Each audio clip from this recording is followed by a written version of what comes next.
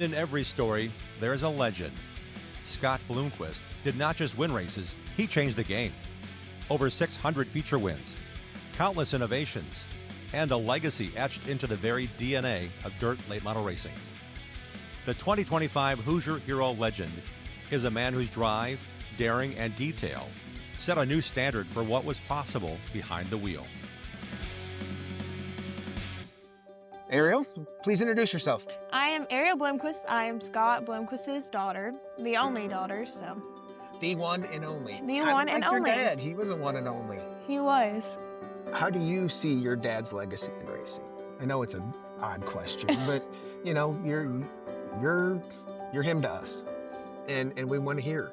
I always looked at him as my dad, but he was my icon, and because he was so good at something, and it was so like cool to be around someone who's so good at something that's famous, but it wasn't just that someone, he was my father.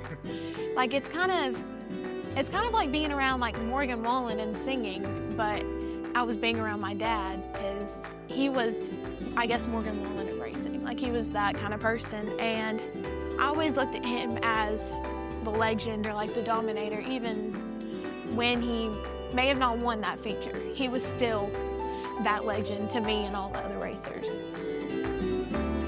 It had to be difficult to be in this environment and in this shadow and think about being a racer. How do you ever live up to that standard? I mean, it's like the gold standard of racers. You know, if your dad just, you know, turns wrenches or something, you can live up to that. But I can't imagine the pressure you had to be in just being Ariel. It had to be hard just to be you. It was, especially when I was little, and not just like trying to be like him. It was when I would go to the racetrack and I would help Mom in the souvenir trailer. I'd love to sell my dad's stuff. Like that was something I loved to do. And I would go sit in the stands. Once we heard the engine, like we'd shut the souvenir trailer down and go out and watch the race the rest of the night. Well, when I was little, when they announced Scott Bloomquist, everybody booed. And that was my dad, so I would bawl my eyes out. Really? I'd be so upset that, why are people booing my dad? I don't understand, like, what did he do wrong? But Mom has always explained to me, like, if they aren't booing you, then you're not making any money. So as I got older, I kind of understood it, but when I was little, it tore me to pieces thinking people hated my dad. Yeah, I never thought about that. Yeah, wow. I know just standing in the infield at Eldora, there was no obviously more polarizing person when they came out to qualify. Half the grandstand would be, yeah! The other half, boo! So, but a lot of racers will tell you they didn't care if they were booing or cheering. Mm-hmm. They were paying attention to you. Oh, yeah. And I could totally see your dad taking that approach. I mean, he did stand up in victory lane and put people off. So, you know, he wasn't too worried about the public image to speak of too much. But, you know, that it's great that he was able to accept that. And I'm glad you were able to. I mean, I can imagine how difficult that was. Your dad's your hero. Mm-hmm. And they're booing my hero. Why are they booing my hero? Tell us about where we're sitting right now. We're sitting on his man-made beach. Right now you can't really tell because of the lake I had went down because it's winter, but this was his spot to hang out in the summer for sure. He had made a little ramp back there to put the boat in with the tube. He did have a bunch of sand up here, and this was kind of his relaxing place. He just liked to sit out on the water. He had bought this really big tube, tied it up to one of these rocks actually, and just floated. Really? Because now when we were here, David Miller and I came here quite a few years ago, he always talked about going out on the pontoon. If he needed to get away, he would just go out on the pontoon and park and be. Yep. Which your dad was pretty spiritual. Mm-hmm. So I could totally see him going out on the pontoon and just be. And letting his head clear and let nature talk to him. I don't think that's BS, really. I don't. I don't either. There was something about being outside for him that it just kind of made him feel this different person that he wasn't around racing. It wasn't the stress like, have to get this done, have to get this done. It was like, I get to enjoy this day. So David, it's probably been, I know, 20 years since I've been in this building. How long's it been since you've been in this building? Probably 10. Brings back some good memories, for sure. Oh, You know, I'm sure you spent a lot of nights here working on that balancer back there. Oh, yeah, we Scott. spent a lot of nights here doing a lot of stuff with tires and just being friends and talking and hanging out and enjoying the company. I was telling Holly on the way up here about how you'd leave Knoxville, Scott would call you and say, hey, bring me 2 or 3 tires. Well, really, that was just an excuse for you guys to sit down and talk and solve the world's problems, basically. It was on the way home, so it was convenient. Yep. Talking about one of those nights that you spent up here, I know at one time we were struggling with open competition, and Scott thought he had a solution for us, that we had a footprint problem with our tires. So he arranged a meeting to come up to Hoosier, and you came with him, and you guys showed up with a stack of cardboard about this tall. Yep. That was all footprints of tires. And tell me a little bit about that. So he called you and said, hey, come up here, we got to work on these footprints? Well, he was tired of spending an hour and a half to 2 hours getting the profile right. So he said it shouldn't be that bad off from the factory. So he said, y'all need to make it better. So he said, come up here and we'll show you and improve it. And we did that. We spent, I got here probably, 6, 7 o'clock that night, and it was daylight when I left. So we would, jack the car up with different tires, different date codes on the right rear. He'd spray paint it. We'd jack it down and let it hit, raise it back up, and it left the footprint. And he done that with different tires. Then he done some with the ones that he had grew or buffed and got profiled the way he wanted them. And it was completely what you can say, remember how much difference they did look. And that was, I think, representative of what Scott was. There was nothing that happened with the race car that he didn't analyze to the nth degree. And whether it was testing on his own or whether it was doing footprints on tires or balancing tires, he was meticulous about every step that he took. Made it a little tough to test with him, though. Oh, yeah. There were several times when we were doing tire testing with Scott, and the first 2 or 3 sets would go great, but then Scott's mind never would stop. So before you know it, he was telling us how we should be doing our tire test. So as we know now, Scott has been named the Hoosier Legend for 2025 as part of the Hoosier Hero program. Can you kind of summarize what you think what's the essence of what makes Scott that Hoosier Legend?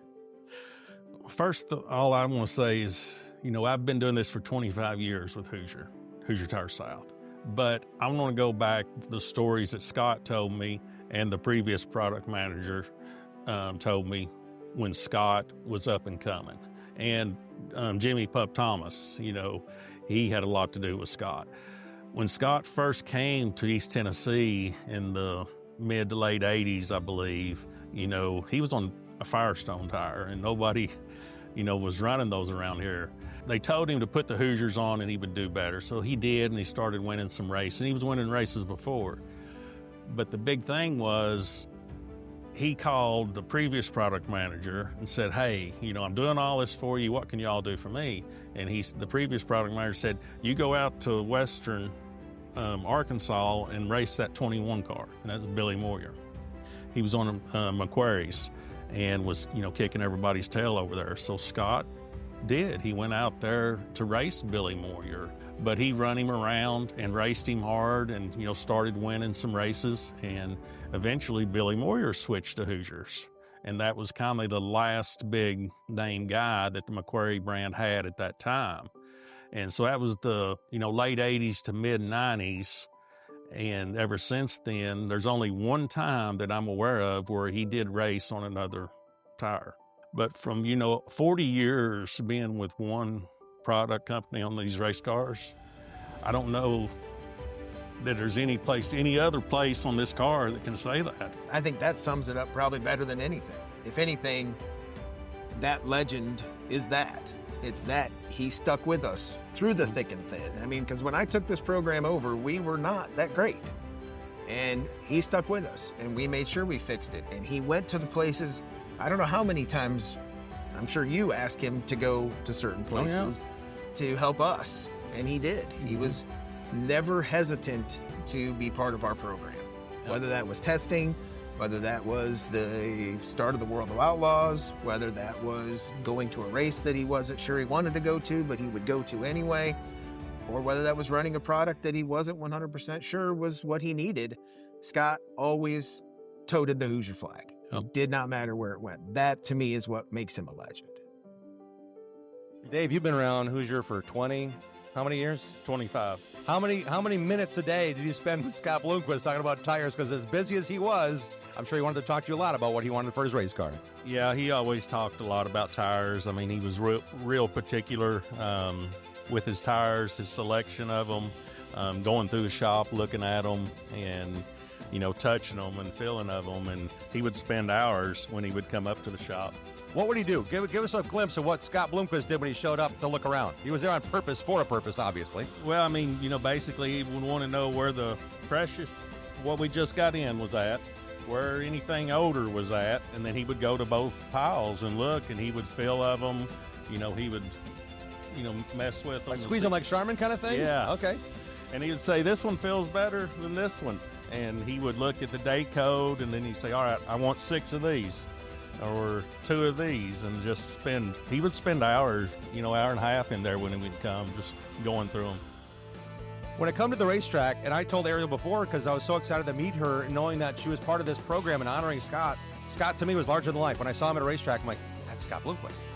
I didn't take note of the fact that who was there with him. How many times were you at the racetrack with Dad?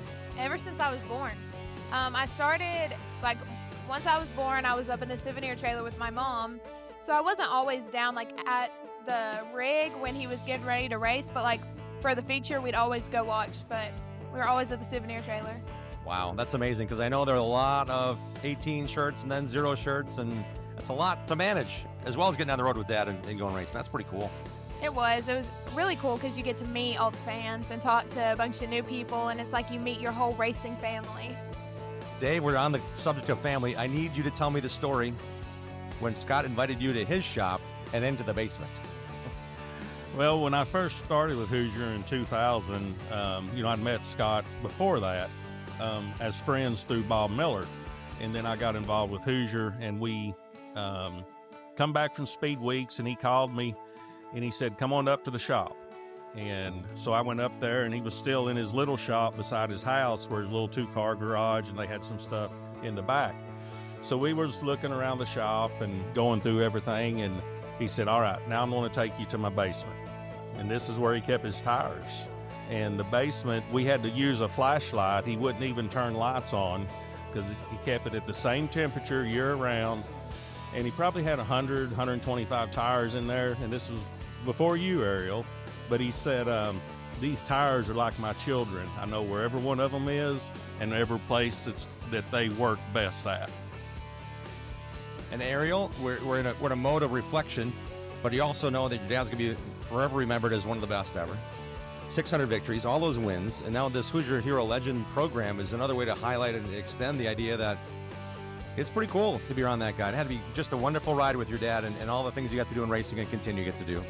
It was. He was my father, so all of this is so awesome for me to be here to be able to honor him. But him being this awesome idol to everybody, he was my idol, but he was also just my dad. So it's really cool to see how much people love and supported and cared about him also. So yeah, we were admiring this piece earlier. Obviously, there's a lot of history there with just the stickers on this balancer. Mm-hmm. I'm sure your dad wore these 2 stools out. Oh yeah, he sat on those all the time, and especially there. I mean, I know y'all know how much he cared about Hoosier, but it was like tires was his life. Like y'all were his life other than racing, because I was a part of his racing, and that's what he took the most passion in, was his tires. And I remember going to the races last year, and I think I fell asleep. It was probably 3 o'clock in the morning, and I wake up and Dad's not in the rig. So I look out and he's outside working on tires. I mean, that's just what he liked to do. It would be an all-night thing. What is the first word that comes to mind when you think of your dad and the impact he made on the racing world? When I think of my father, I think of my hero, the dominator, the legend. I can't just think of one word because I feel like he was just so many things in my life that there's so many different words that I can describe him, but he was definitely my hero and my legend. What was your dad like off the track? And when he wasn't racing, what really made him dad? One thing would you say made Scott dad, not Scott, the dominator, not Scott, more weekly?